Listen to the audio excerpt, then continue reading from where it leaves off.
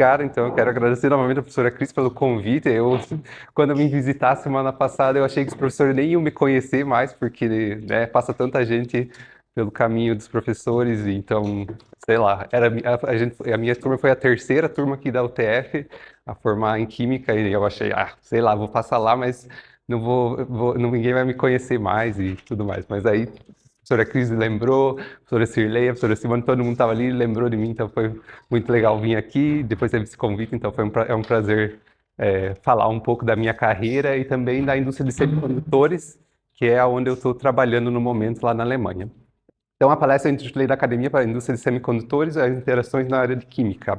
Eu pensei mais como se fosse uma conversa, não muito uma palestra, assim, para não ficar tão formal e também porque, né, faz tempo que eu não dou palestra e nem nada, assim, então fico um pouco nervoso, sabe? Então, eu prefiro que, se vocês tiverem uma pergunta, pode perguntar, interrompe, então fica mais prático, eu acho. E aí, como que eu pensei essa apresentação? Eu coloquei aqui mais ou menos o sumário, que é o que eu vou abordar aqui. A primeira parte seria a minha carreira, como que foi a minha formação, e na segunda parte as áreas em que eu atuei durante a minha formação. E então na terceira parte vai ser onde eu vou estar comentando um pouco da indústria de semicondutores, que é aonde eu estou trabalhando. E aí vem a parte do mercado, produção desses semicondutores, a pesquisa e desenvolvimento, que eu acho bem fundamental aqui. E eu tinha mais ou menos uma visão que na indústria a gente não ia ter pesquisa, mas na realidade eu vejo que tem bastante pesquisa nessa área também. E aonde que um químico pode atuar aqui na indústria de semicondutores, especificamente na parte de fundição, que é onde eu estou trabalhando, nessa empresa que se chama Global Foundries. E também eu coloquei aqui algumas vantagens e desvantagens, que a gente sempre pensa quais seriam essas vantagens e desvantagens de estar trabalhando na indústria comparado com a academia, e as conclusões.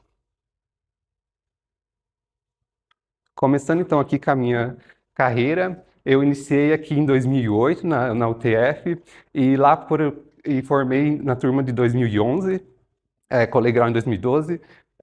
E aqui eu tive o título então de bacharel e licenciado em Química. Foi, foi bem complexo, digamos assim, aqui o início, porque lá pelo quinto, sexto período eu estava um pouco desmotivado, e aí eu pensei até em desistir do curso e começar outra faculdade, porque eu não via uma possibilidade assim de estágio nessa época.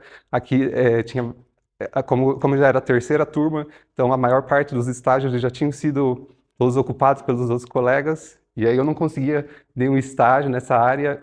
Eu pensei, acho que eu vou ter que parar, vou ter que procurar alguma outra formação, porque tá complexo, não estou conseguindo nada.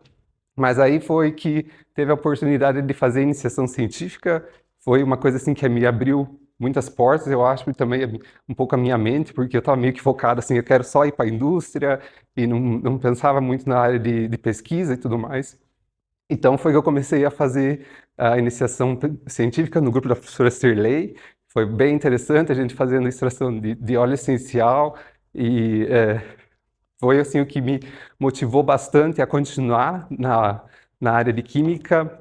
Aí eu terminei então a graduação e formei lá em 2012 e também um dos principais resultados aqui que me motivou bastante foi que durante esse período da minha iniciação científica eu tive o meu primeiro paper aqui com a professora Cirlei.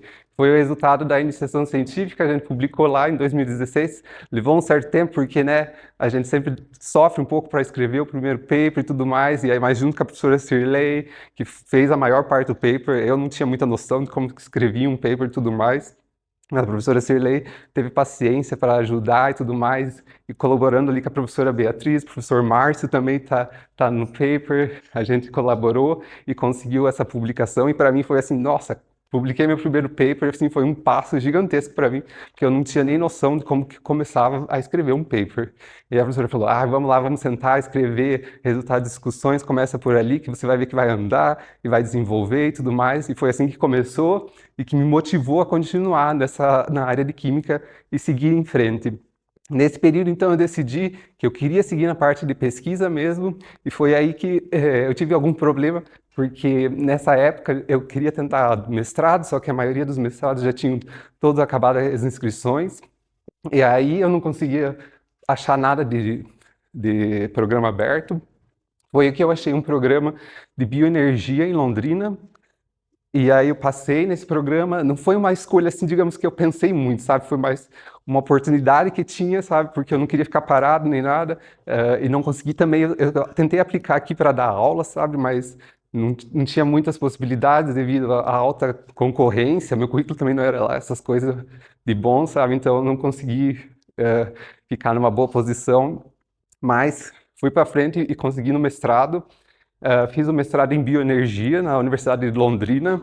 Foi bem interessante também. Eu trabalhei nessa época com biodiesel. Já era meio que uma época que o biodiesel estava assim em decaimento, as pesquisas. Já tinha sido estudado quase que tudo, digamos assim. Então foi bem complexo achar uma linha assim que eu conseguisse explorar de inovação. Mas no final das contas, junto com a professora Carmen, a gente trabalhou com esterificação de óleo de palma. E aí eu consegui meu título de mestre pela Universidade de Londrina em 2014. Depois que eu terminei o mestrado, eu não quis fazer a mesma coisa, então, porque também nesse meio período eu também meio que não sabia o que fazer, se eu queria continuar no doutorado. Na verdade, eu queria continuar no doutorado, mas eu não sabia direito em que área que eu queria continuar. Porque eu tinha feito a iniciação na parte de orgânica, o mestrado também era bioenergia, mas era bem focado na parte de orgânica, esterificação e transesterificação. Então eu fiquei meio assim em dúvida o que eu queria fazer. Gostava muito da parte de orgânica, mas eu queria talvez explorar outras áreas. E aí, durante um certo tempo, eu fiquei em Londrina, trabalhando lá como professor, tendo visto que eu tinha o curso de licenciatura aqui também. Foi bem legal, eu gostava muito da aula, dei aula para adultos lá no EJA e também na parte de ensino técnico, no Senai, Senac. E aí, em 2015, eu prestei a prova de doutorado da USP, e aí tive a felicidade de passar e comecei lá em 2015 meu doutorado com a professora Liane, que era meio na parte de inorgânica, mas tinha um pezinho na orgânica ainda, porque eu gostava muito da parte de orgânica, tinha bastante medo da parte inorgânica. A professora aqui achava que era muito complexo, muito difícil, tudo aquelas coisas que a gente via na graduação, eu não ia conseguir entender aqui e tudo mais.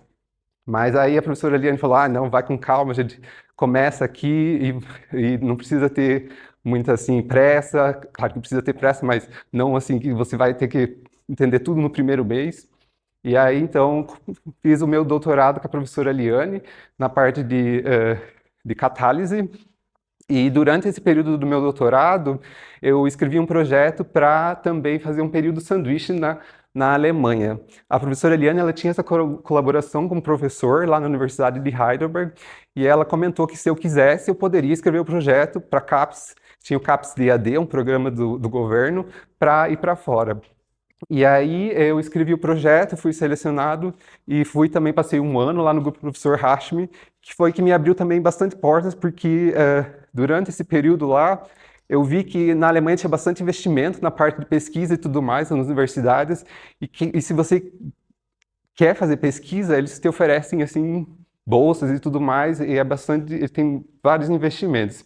Então eu voltei para terminar meu doutorado, mas quando eu voltei eu já tinha também uma vaga lá de pesquisador na Universidade de TU Dresden, que é a Universidade Técnica de Dresden, lá como se fosse a UTFPR lá da Alemanha.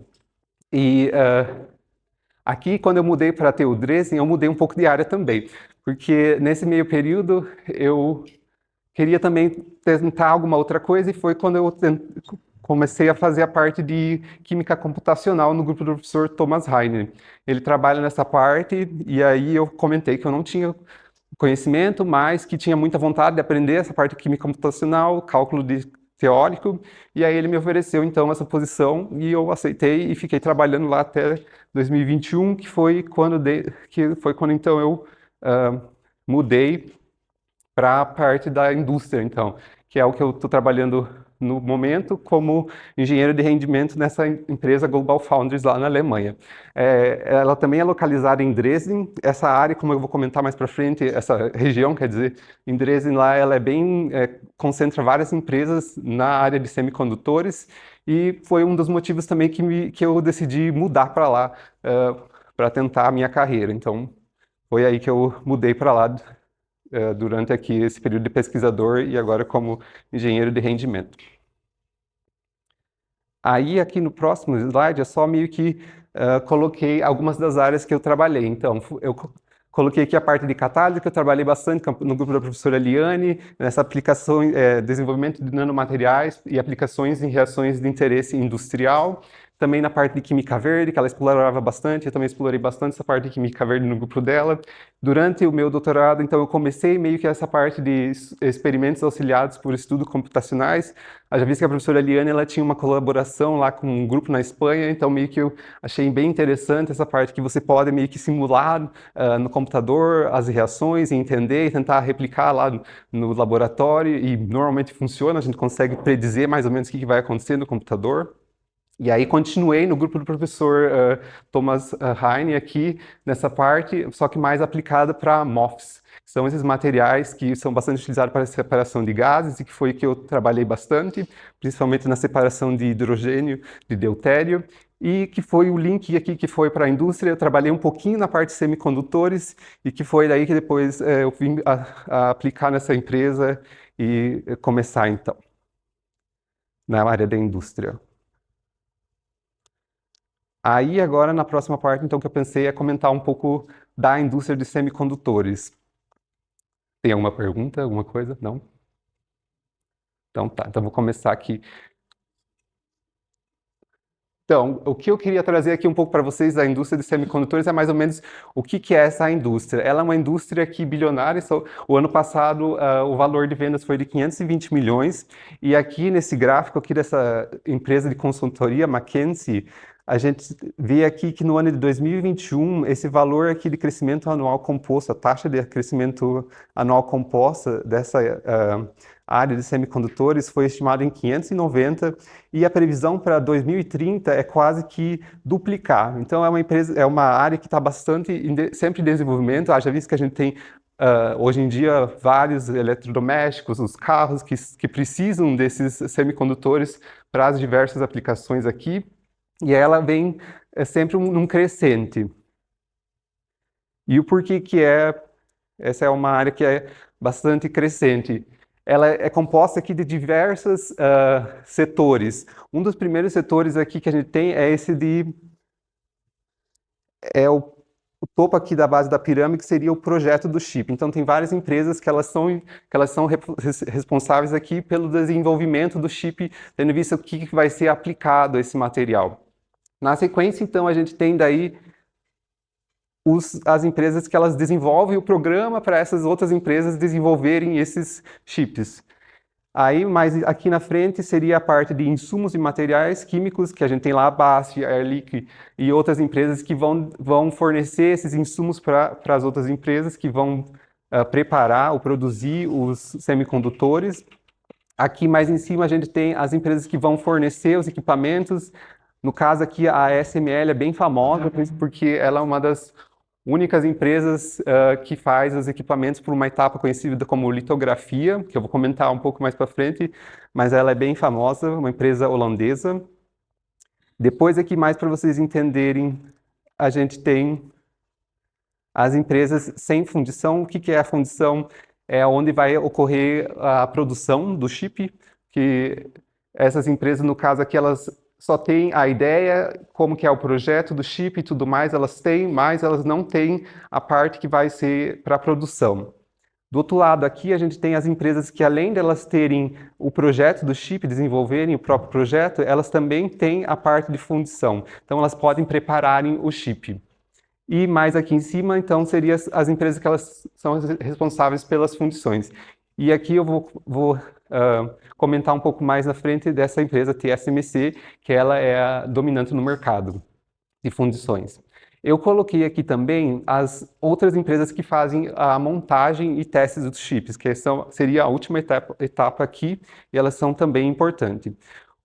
O que eu acho interessante nessa área é que toda a cadeia aqui, desde o projeto do chip até as fundições, elas sempre estão investindo em pesquisa e desenvolvimento, devido a ser uma tecnologia de ponta, então sempre se quer melhorar, aumentar o rendimento ou diminuir custo e tudo mais. Então elas sempre estão investindo em pesquisa e desenvolvimento e também em parcerias com a universidade. Eu vejo que lá a empresa onde eu estou, eles têm bastante parceria com a Universidade de Dresden para desenvolver novos materiais ou para desenvolver softwares também. que vão ajudar, então, a aumentar o rendimento e também, às vezes, abaixar o custo. Agora, comentando um pouco mais do mercado de fundições, que é onde eu estou, esse mercado ele é dominado pela Taiwan, China e Coreia do Sul. Eles são responsáveis por aproximadamente 87% desse mercado global. E aqui a TSMC, que é essa companhia de semicondutores aqui de Taiwan, ela é responsável por 54% do mercado. Então, ela basicamente domina o mercado inteiro aqui. E o que eu achei interessante, eu não sabia, na verdade, até então, mas fazendo a apresentação, eu pesquisei e vi que aqui no Brasil existe uma fábrica que também fabrica semicondutores, chips aqui, e ela está localizada em Porto Alegre. Essa é uma empresa estatal, a CITEC.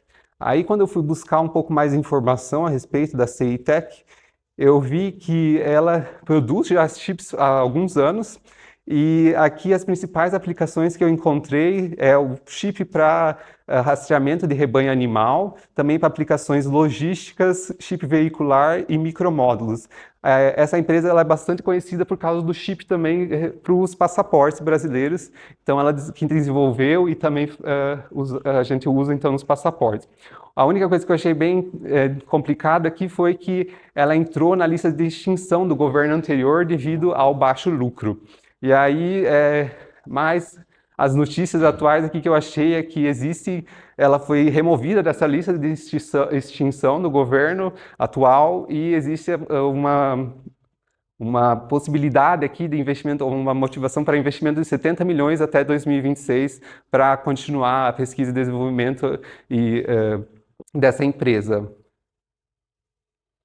Comparando isso com a Alemanha, esse é um mapa que eu trouxe aqui das empresas que estão trabalhando nessa parte de semicondutores na Alemanha. Então, vocês verem que aqui existem várias empresas. E o que eu queria comentar um pouco mais é a região aqui da Saxônia, porque é onde eu estou e também porque ela concentra aqui até agora, na verdade, são 3 empresas, mas existem mais 2 empresas que vão já começaram as construções das fábricas lá, que seria a TSMC e também a Intel, e é uma região que é conhecida por Silicon Saxony em alusão ao Vale do Silício por essa alta concentração de empresas que tem nessa região.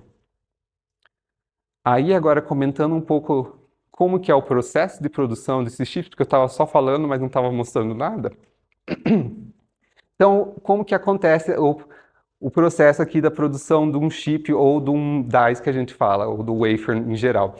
O primeiro passo aqui eu pulei já, na verdade, mas aqui a gente tem, o primeiro seria o lingote de silício monocristalino. Esse lingote, é claro que ele não vai ser encontrado desse jeito, ele tem que ser formado, né? Mas parte-se lá de areia, digamos assim, e ele é então queimado a uma temperatura de 1000 graus, um pouco mais, se eu não me engano, e aí vai formar, vai cristalizar, você vai usar lá um cristal de silício para fazer crescer essa estrutura aqui, esse lingote de silício puro. A pureza é mais ou menos 99,999%. É bem alta a pureza.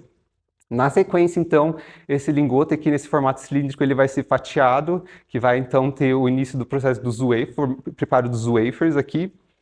Esses wafers, então, eles vão sofrer um polimento aqui, eles são altamente polidos para que não haja nada na superfície que vai causar algum problema mais para frente. Aí um outro passo que vem depois seria a deposição de algum material ou modificações na superfície aqui desse wafer. O próximo passo seria aqui, o que precede a etapa de litografia, seria o revestimento com um composto fotorresistente. E aí vem na sequência a exposição a uma fonte de luz, que seria essa etapa aqui que é bem importante, que é a etapa de litografia para a formação desses chips. Na sequência, esse wafer com essa camada aqui, após a litografia, ele vai passar por um processo de maturação e pirólise em atmosfera controlada. E após isso vem a etapa de etch aqui, de gravura e dopagem, seja ela lá com fósforo, com arsênio, galho, algum tipo de elemento que vai ser usado para essa etapa de dopagem. Após isso, vem então a etapa de remoção desse fotorresistente. O que acontece aqui é que esse é uma camada que vai ser formada, mas normalmente você precisa que forme uma estrutura 3D. E aí, então, esse processo vai ser repetido lá 20, 30 vezes, dependendo da complexidade ou do produto final que você deseja ter. Então, esse processo vai ser repetido até chegar, então, na estrutura desejada. E aí você vai ter o wafer finalizado aqui, que vai ser, então, aqui cada uma dessas quadrículas aqui vai representar um chip no final. E eles vão ser cortados aqui e aí empacotados e também montados. Uma coisa importante é que durante todo esse processo aqui, há etapas de análise, de defeito, controle meio que de qualidade assim durante cada etapa, para ver se tem alguma partícula na superfície, algum defeito, alguma coisa estranha que depois vai causar problema no final aqui nos testes de elétricos ou na parte de rendimento, que vai causar alguma diminuição nesse sentido. Então, durante toda essa etapa tem um controle aqui desses processos. No próximo passo aqui, o que eu queria comentar é a respeito aqui, se a gente fizesse um corte transversal desse chip já formado, então com todas as camadas, o que a gente vai ter aqui é três passos principais, que seriam a frontal da linha, que no inglês é front end of line here, e aí essa é a parte que é o layout do transistor no wafer. Na sequência, a gente teria o meio da linha, que vai ser onde as conexões elétricas entre a fonte e o dreno vão ser formadas, que seria ali.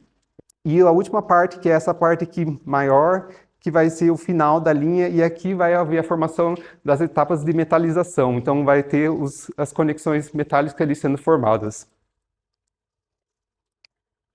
E a complexidade aqui dessas três etapas, elas podem variar.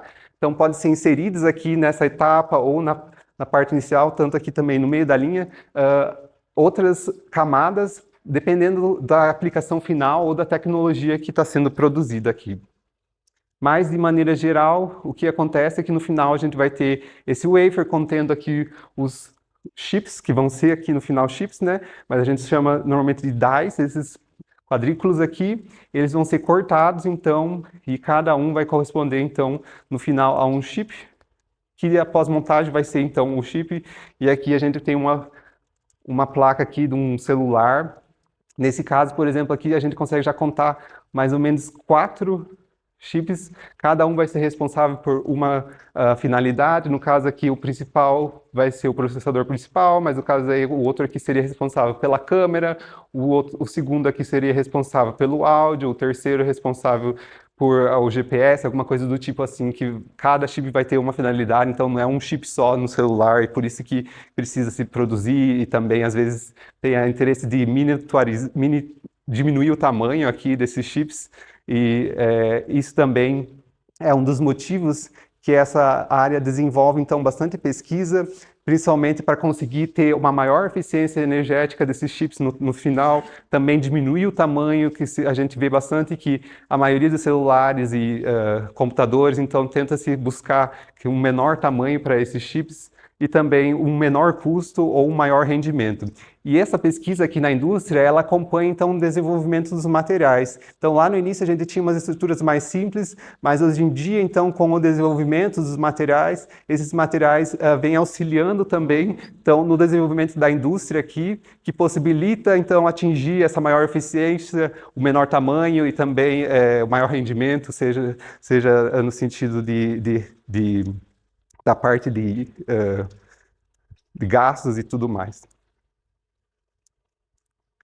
Outro exemplo que eu trouxe aqui, que talvez é mais plausível, é o tipo de memórias, porque a gente tem aqui bastante contato com, digamos, o SRAM e o DRAM, e essas são tecnologias que elas já estão bem estabelecidas e têm diferentes aplicações, mas a indústria vem tentando desenvolver a parte de uso de magnetismo aqui também para esses materiais. É uma tecnologia que está ainda em desenvolvimento. Se você comparar aqui com as outras duas que já estão bem estabelecidas, você vai ver que ainda ela não é muito o uso aqui está meio complicado ainda, principalmente porque a parte de velocidade aqui de gravação ela não é comparável ainda com o SRAM e o DRAM. E também o consumo energético aqui, ele também não é comparável ainda com essas duas outras tecnologias. Mas há aplicações que seria bem interessante ter essa tecnologia como uma possibilidade aqui de uso. Apesar de hoje em dia ainda não ser aplicado, mas existem várias pesquisas que estão tentando melhorar essa tecnologia que seria para o uso de magnetismo. E aí o que eu queria comentar agora é as áreas que um químico pode atuar aqui dentro da fundição, que é onde eu estou inserido. Então, quando a gente pensa nessa área de na área de fundições, a gente pensa logo na primeira parte aqui, da parte de laboratório, que seria na parte de análise química ou físicas, operando equipamento. Lá na fundição a gente tem vários equipamentos de MEV e também de transmissão eletrônica, e outros também, XPS, algumas outras técnicas que são possíveis, então, de caracterizar esses materiais no final do processo de produção. Outra área que é possível também, que é bastante interessante, é a parte do controle dos diversos processos. Então, como eu comentei, para preparar esses chips, então tem a parte de litrografia, difusão, dopagem, também a parte de grafura e defeitos. E em todas essas áreas é preciso que se esteja um controle ali do processo, para ver se está tendo algum desvio do que você deseja ou alguma coisa do tipo. Então, é uma área que a gente, como químico, pode atuar também. Uma parte bastante interessante e bastante importante aqui na preparo de semicondutores e também no controle é a parte de análises elétricas. No final e também um pouco antes da montagem, existem várias análises elétricas que são feitas e aqui um químico também pode estar atuando.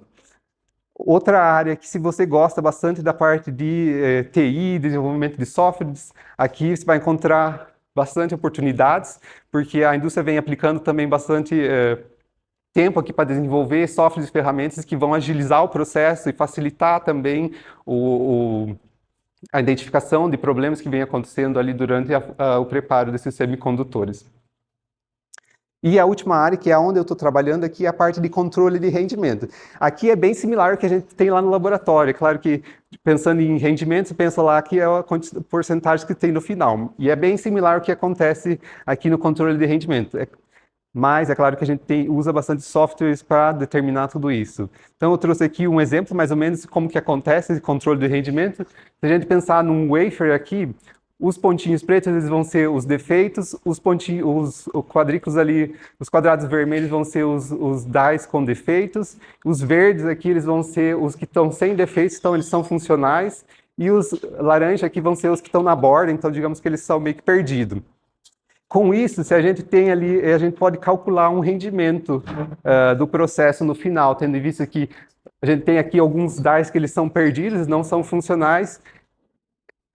Então, se a gente tivesse ali nesse wafer 150 dies e 19 dies desses fossem defeituosos, a gente pode calcular aqui que o rendimento do nosso processo aqui é de mais ou menos 87%. Então, a gente consegue vender 87% aqui no final.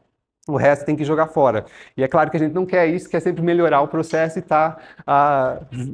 ter rendimento maiores. O que a gente deseja aqui, é claro, que o rendimento fosse maior ou igual a 90% aqui no final.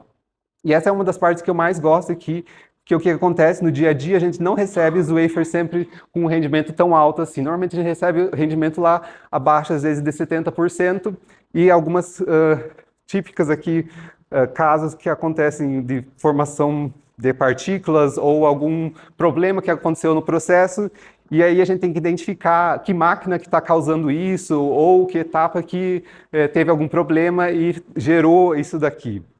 E essa é uma das partes que eu mais gosto durante a etapa de análise de causa raiz. Na indústria, então, o que acontece? Durante todo o processo, os dados de máquina, eles são guardados. Então, desde lá do início da linha até o final da linha, esses dados de máquinas eles são armazenados, são jogados lá numa nuvem, e esses resultados aqui, os dados de máquinas, eles podem ser acessados pelo engenheiro de rendimento. No caso lá, eu vou estar acessando esses resultados aqui, e aí eu posso fazer correlações e tentar ver o que está acontecendo, tendo em vista as etapas do processo, E também o tipo de falha que eu estou tendo aqui, eu consigo identificar ou correlacionar com alguma máquina ou alguma etapa do processo que falhou e gerou esse tipo de má formação aqui do wafer no final. E aí eu também consigo combinar, porque durante aqui a produção dos semicondutores, existem aqui no final a possibilidade de analisar, então, como eu comentei, por transmissão ou por microscopia eletrônica de varredura, e aí eu consigo correlacionar, então, com os resultados de máquina e também tendo em vista as análises aqui químicas ou físicas que são feitas nesse wafer, eu consigo analisar tudo junto e entender o que está falhando no meu processo aqui. Trago só as conclusões, que isso seria então que aqui na indústria de semicondutor ela está bastante em constante desenvolvimento, tem bastante pesquisa e desenvolvimento nessa área e e ela investe bastante para tentar buscar esses novos materiais que vão possibilitar então diminuição do tamanho, maior rendimento, menor custo e tudo mais. Um ponto que é bastante legal aqui é que ela contrata mão de obra qualificada, então não precisa ter medo de fazer lá o mestrado, o doutorado, porque essa indústria ela absorve bem pesquisadores que são qualificados e tudo mais. Então não tem problema de você ter mestrado e doutorado, às vezes é vantajoso. No meu caso, por exemplo, quando eu fui contratado, por eu ter o doutorado, eu já entrei num nível acima do nível inicial. O nível inicial seria engenheiro de rendimento. Eu já entrei como engenheiro de rendimento sênior, nesse caso, por ter o doutorado. E aqui, como todas as áreas, então tem sempre as vantagens e desvantagens, no caso aqui, como se compara com a academia. Então isso tem que pesar. Se você quer ou seguir na carreira acadêmica ou seguir na indústria, às vezes é possível também fazer essa transição, não é um problema, dependendo da empresa que você está, ou da área que você está cogitando. E é isso, eu agradeço pela atenção de vocês.